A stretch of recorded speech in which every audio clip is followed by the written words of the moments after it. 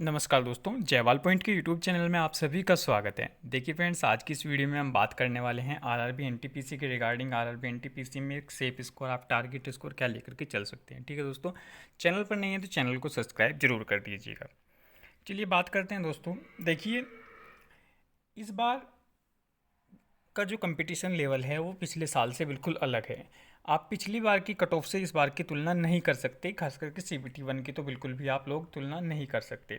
पिछली बार क्या था, एक तो वैकेंसी ज़्यादा थी दोस्तों, तो वैकेंसी ज़्यादा होने की वजह से कट ऑफ तो कम होगी।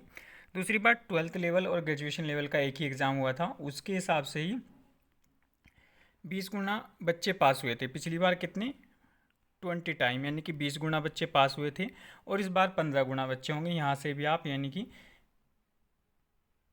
कम बच्चे और पास किए जाएंगे सीबीटी 1 में। तो इस बार जो कंपटीशन का लेवल है वो सबसे ज़्यादा सीबीटी 1 में रहेगा।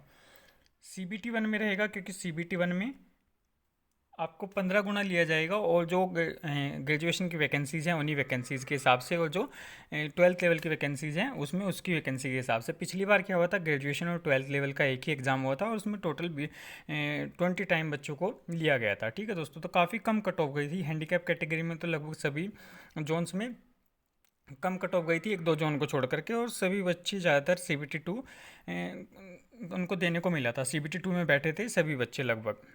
लेकिन इस बार क्या होगा, इस बार सिस्टम अलग होगा, कहीं ना कहीं इस बार चेंजेस होंगे। इस बार सीबीटी 1 में ही आपको पूरा जोर लगाना पड़ेगा। सीबीटी 1 में ही आपको एक टारगेट स्कोर अपना बना करके लेकर के जाना पड़ेगा, क्योंकि कई जोन ऐसे हैं जहाँ 4 वैकेंसीज़ हैं, 6 वैकेंसीज़ हैं, 8 वैकेंसीज़ हैं। अब उसका आप ये 15 गुना कर लीजिए, 15 चौका 60, लगभग 60 अगर बच्चे आप ये मान के चलिए कि पीडब्ल्यूडी कैंडिडेट जो हैं उसमें बैठेंगे।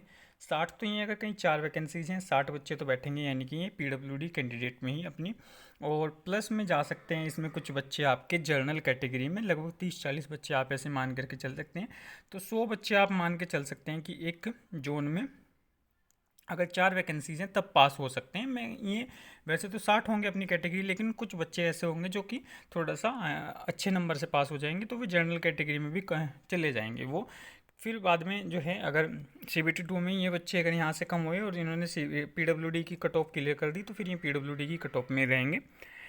तो इस तरीके से जहाँ वैकेंसीज़ हैं वहाँ पर भी हो सकता है इस बार कट ऑफ कम रहे, और जहाँ वैकेंसीज़ कम हैं वहाँ कट ऑफ ज़्यादा चली जाए। ये तो खैर जब भी डिसाइड होगा कि हो सकता है वहाँ पर फॉर्म ज़्यादा चले गए हों, ये लास्ट में ही डिसाइड होगा। अभी तो इसके बारे में कुछ नहीं कहा जा सकता किस जोन में क्या रहेगी। लेकिन एक आप अपना एवरेज स्कोर लेकर के चलें। अगर आपकी एलडी कैटेगरी है पीडब्ल्यूडी कैंडिडेट में और वीआई कैटेगरी है, तो आप अपना टारगेट 70 नंबर तक का रखें दोस्तों। अगर आपकी एचएच कैटेगरी या एमडी कैटेगरी है तो आप अपना टारगेट 50 नंबर तक का रख करके चलें।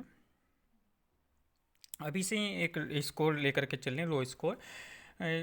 हो सकता है ये नॉर्मलाइजेशन स्कोर आपका 70 से तो नीचे नहीं रहेगा इस बार, क्योंकि कट ऑफ वैकेंसीज ज़्यादा कम है, काफ़ी कम है, और फॉर्म की संख्या इस बार भी वो अच्छी खासी भरी गई है।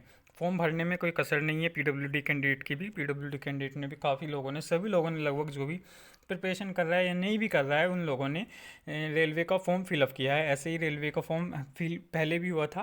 हालांकि एसएससी, आपका एसएससी हुआ, यूपीएससी, यूपी ट्रिपल एससी हुआ, या फिर आपका कोई Bihar clerk, Haryana clerk, UP clerk, ये इन एग्ज़ाम में फॉर्म कम जाते हैं। रेलवे एग्ज़ाम ऐसा है जिसमें सबसे ज़्यादा फॉर्म भरे जाते हैं। अब रेलवे में अगर हम बात करें, रेलवे एसएससी में कितने फॉर्म जाते हैं, एसएससी सीजीएल, अगर हम सीजीएल की बात करें तो देखिए दोस्तों 25,000 के आसपास हर साल फॉर्म रहते हैं। यानी कि ये 25,000 स्टूडेंट्स तो कहीं ना कहीं कंपटीशन में हैं ही हैं हमेशा से। टोटल चारों कैटेगरी में 25,000 के आसपास सीजीएल में, और ये इन्होंने कहीं ना कहीं आपका एनटीपीसी ग्रेजुएशन भी भरा होगा। तो 25,000 तो आपके ये मान के चलिए जो तैयारी कर रहे हैं लगातार कंटिन्यू, इसमें से आप 5-4 हज़ार और भी निकाल ले तो 20,000 के आसपास तो कहीं ना कहीं तैयारी कर ही रहे हैं, प्रिपरेशन कर ही रहे हैं। और इसमें प्लस में कुछ ऐसे लोग हैं जो इंग्लिश की वजह से डर करके नहीं भरते, उनका मैथ्स जीके स्ट्रॉन्ग होता है, तो वही भी लोग, यानी कि करीबन इसमें 50,000 प्लस आपके फॉर्म रहेंगे। 70 वैकेंसीज़ आपका लगभग टोटल 70 के आसपास वैकेंसीज़ हैं। वीआई और एचएच, एमडी वगैरह इन सबको मिला दें तो इन सब में लगभग आपकी टोटल जो फॉर्म जा सकते हैं 50,000 प्लस। आइडिया है, ये एक आइडिया है, रफली आइडिया है, कोई है ऑफिशियल डाटा या नहीं है, एक रफली आइडिया है कि इतने स्टूडेंट्स तो आराम से होंगे ही होंगे चारों कैटेगरी में। इसमें इससे कम तो शायद एनटीपीसी में ना हो। ठीक है दोस्तों, तो आपको मेहनत करनी पड़ेगी और पिछली बार के मुकाबले इस बार की कट ऑफ अलग रहेगी। कट ऑफ को से आप कोई इतना ज़्यादा मेल नहीं, इतने ज़्यादा क्लियर नहीं कर सकते कि इस बार कट ऑफ क्या रह सकता है पिछली कट ऑफ को देख करके। हालांकि इस बार हो सकता है जैसे पिछली बार 20-20 नंबर टाइपिंग में बढ़ी थी कट ऑफ, लास्ट में जा करके फाइनल में वो ना बढ़े, क्योंकि काफ़ी लोग जो हैं आपके जैसे कहीं 6 वैकेंसीज हैं तो टाइपिंग के लिए 8 गुना बच्चे बुलाए जाएंगे, यानी कि 48 स्टूडेंट्स वहाँ लिए जाएंगे। उसमें से कुछ एग्जाम्सन वाले होंगे, कुछ टाइपिंग देने वाले होंगे। तो हो सकता है इस बार फाइनल में इतनी ज़्यादा कट ऑफ ना बढ़े जितनी बार पिछली बार बढ़ गई थी। इस बार CBT 1 में ज़्यादा आपको जोर लगाने होंगे। CBT 1 में ही इस बार आपको अच्छी खासी तैयारी करके चलनी पड़ेगी। बाकी और कोई इन्फॉर्मेशन होगी तो इस चैनल के माध्यम से आप लोगों को बता दिया जाएगा। चैनल पर नहीं है तो चैनल को सब्सक्राइब जरूर करके चलिएगा। और बात करें हम दूसरी, वो लोग डिमोटिवेट ना हो जिनके नंबर 40-50 आ रहे हैं,